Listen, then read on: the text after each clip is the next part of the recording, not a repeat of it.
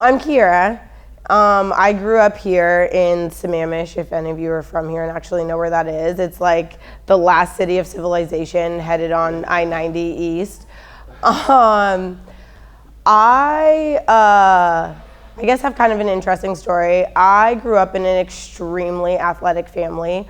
My dad played football at UW and then he grew up in Tacoma, and then went on to the NFL and didn't necessarily succeed just because he kind of got in his own little way. He was actually coached by my uncle in college at UW, Al Roberts, then played with my other uncle. And they kind of went through their whole little stint. Then we grew up and it was kind of like you were gonna be an athlete, you didn't really have an option.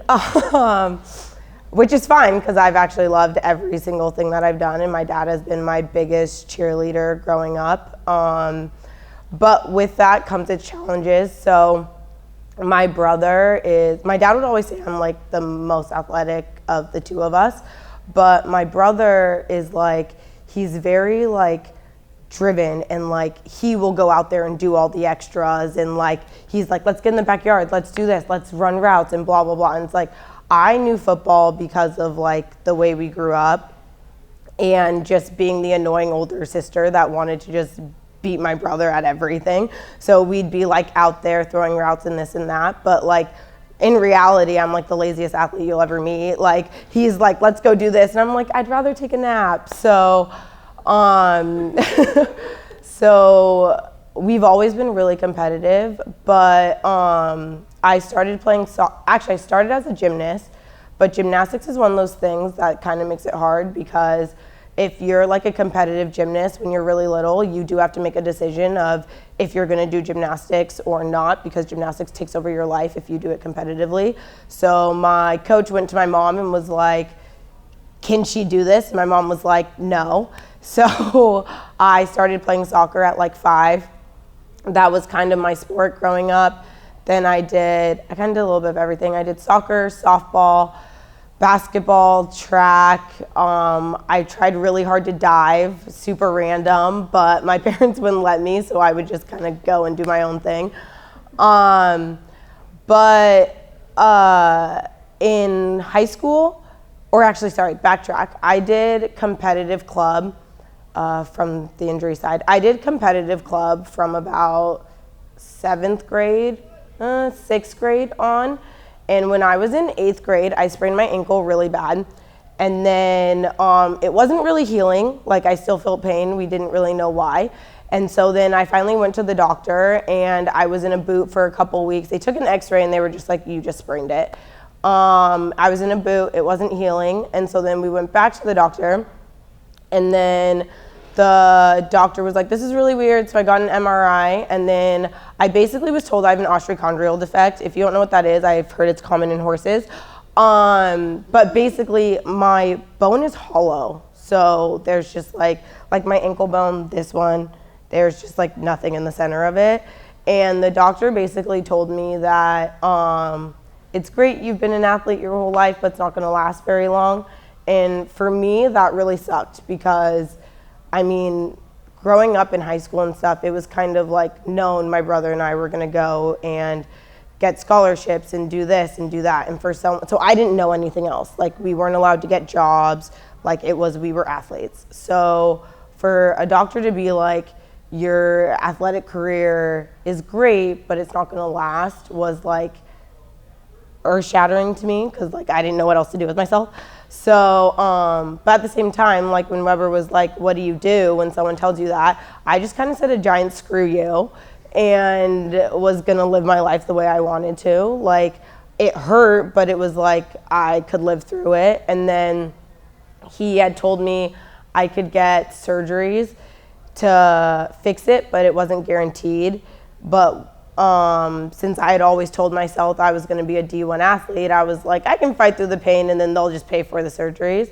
So I ended up getting like cortisone shots. You're supposed to get them like, what is it, like once every 6 months, maybe once a year. It got to a point that I was getting them like once every month. which is not healthy. I don't advise that for anyone. It gets to a point that's also kind of pointless, so I stopped. And then I got to college, and I went to play soccer, and actually Dami was there when I was there, and she actually probably doesn't know this. She did track while I was there. I was supposed to also do track. I was supposed to walk on and be a hurdler, but because of my ankle, I wasn't able to. Because what happened was every year I was there, I had to have surgery on my ankle at the end of our season. I can't even name the surgeries I had, but one was like a microfracture. Actually, I do remember that one.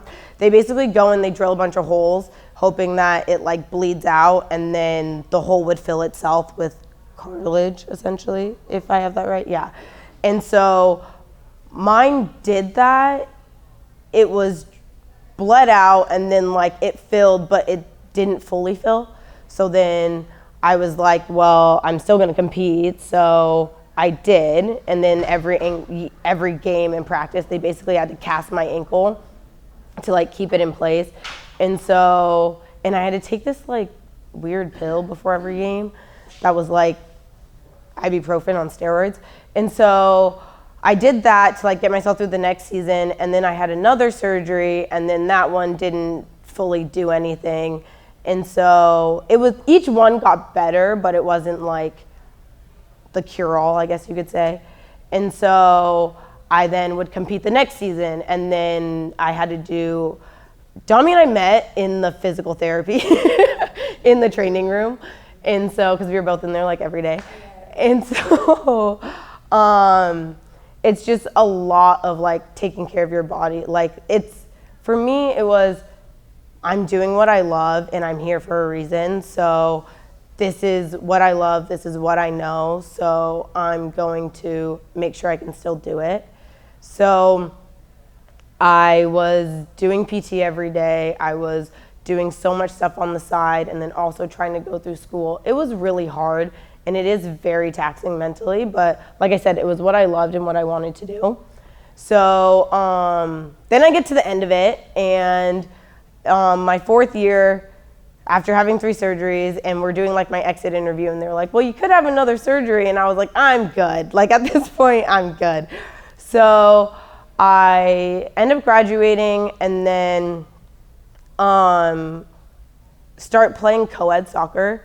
And I don't know, like if you guys have like been super competitive and then like ended and then tried to just like go play your sport with a bunch of like random people, but like it's not the same. Like you're basically, it's so much fun because you're out there with like your friends and you're like just playing for fun because like we all do this because we love it, but it's not the same. It's like not nearly as competitive, and like you're kind of just running circles around people. Like, so then I had like looked up the, like Minnie said, I had seen a picture or something on Facebook, and then looked up the league, and I was still in Arizona at the time, and they had a team called the Scorch or something.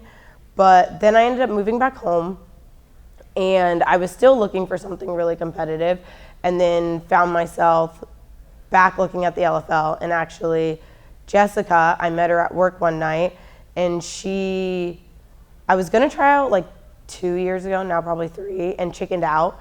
Well, I couldn't get my shift covered, but I really could have gotten it covered, but I chickened out, so I didn't get it covered.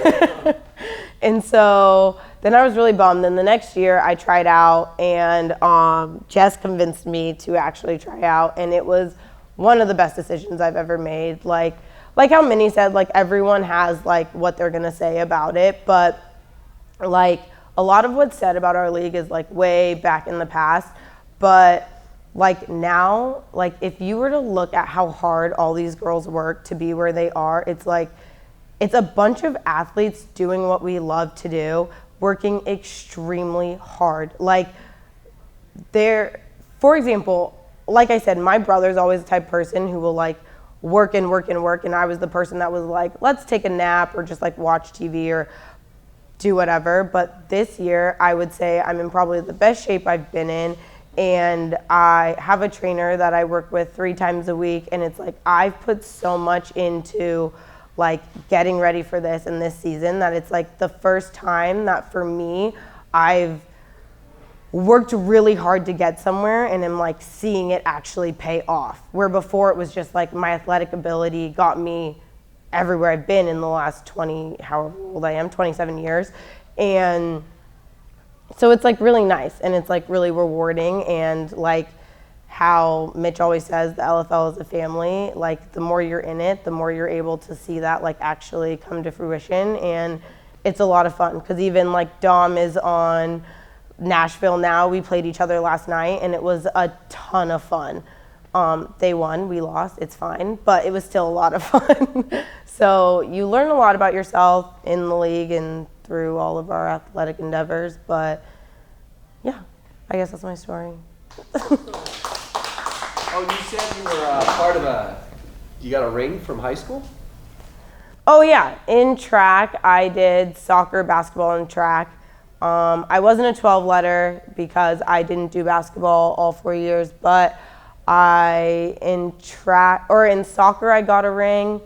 I went to Skyline. In soccer I got a ring my senior year, we won state, and then in track we won state my junior year, and then like as a whole, and then my 4x1 team won state, and then I got third in the hurdles. So yeah. Yeah. Well, thank you very much. Yeah, you're welcome. Thank you.